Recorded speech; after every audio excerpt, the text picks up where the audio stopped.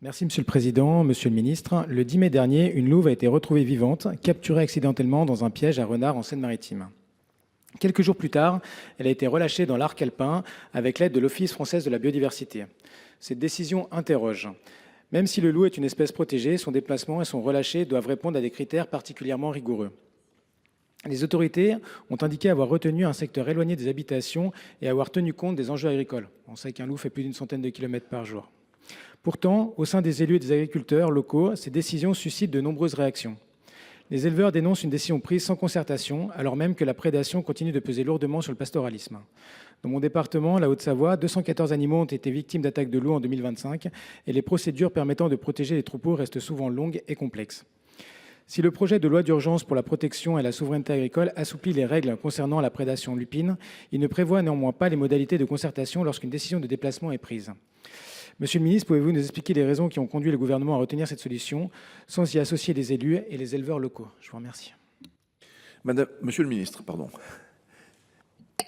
Merci Monsieur le Président, Mesdames et Messieurs les sénateurs. Monsieur le sénateur Pelva, le gouvernement est évidemment pleinement conscient de la détresse des éleveurs qui subissent des attaques de loups, et c'est d'ailleurs la raison pour laquelle, vous l'avez rappelé, nous proposons des mesures dans le projet de loi d'urgence agricole que votre Assemblée a adopté, tout en conciliant évidemment la nécessité de protéger et de préserver cette espèce qui est protégée par le droit communautaire. Donc, s'agissant de la capture accidentelle d'une louve le 10 mai dernier dans un piège à renards sur la commune de Saint-Pierre-des-Jonquières en Seine-Maritime, l'animal a été placé à l'isolement au parc animalier de Mugedan afin de faire l'objet d'une surveillance vétérinaire.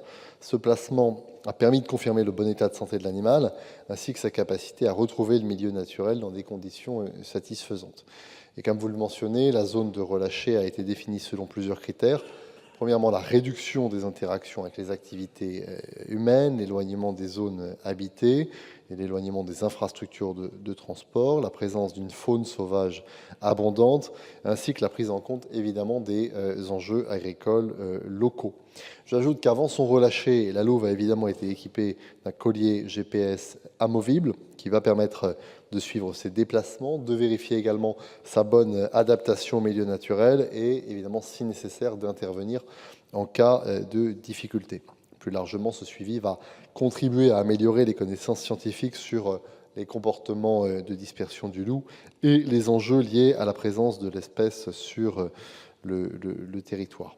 Et s'agissant, je l'ai dit, plus largement de la prédation lupine, le gouvernement partage évidemment pleinement la priorité de lutte contre la prédation du loup, avec des chiffres ces dernières années d'augmentation du nombre d'attaques qui sont absolument conséquents, singulièrement dans ce que l'on appelle le nouveau front de colonisation. Et c'est la raison pour laquelle le gouvernement a proposé à la fois de rehausser le nombre de prélèvements, passant de 19 à 21% et de 21 à 23%, en facilitant également les tirs de défense, en alignant les élevages bovins et équins sur les élevages ovins. Il faut conclure, Monsieur le Ministre. En matière de non-protégeabilité, le gouvernement va évidemment continuer à travailler en ce sens. Monsieur Pelva, vous avez 55 secondes. Merci Monsieur le Ministre. Vous pouvez bien comprendre que cette réponse ne satisfait pas. Je vous le redis, moi j'ai été rapporteur sur le plan loup 2018-2023. On a vu l'objectif initial de 2018-2023, c'était d'avoir 0 attaque. Aujourd'hui, vous l'avez rappelé, on en est bien loin. On a le front de colonisation qui s'étend. On a le nombre de meutes qui ont quasiment doublé. On a des chiffres qui sont contestables au niveau des loups sur la totalité. Et on va rajouter une pression supplémentaire avec une louve. Alors je comprends, il y a les dossiers GPS, enfin il y a le suivi GPS et autres. Mais un loup, ça fait plus de 100 km par jour, ça attaque des proies qui sont faciles. Donc imaginez bien que cette louve-là, elle ne va pas rester dans un coin loin, elle va plutôt aller se rapprocher des endroits et ça va peser encore plus sur l'agropastoralisme.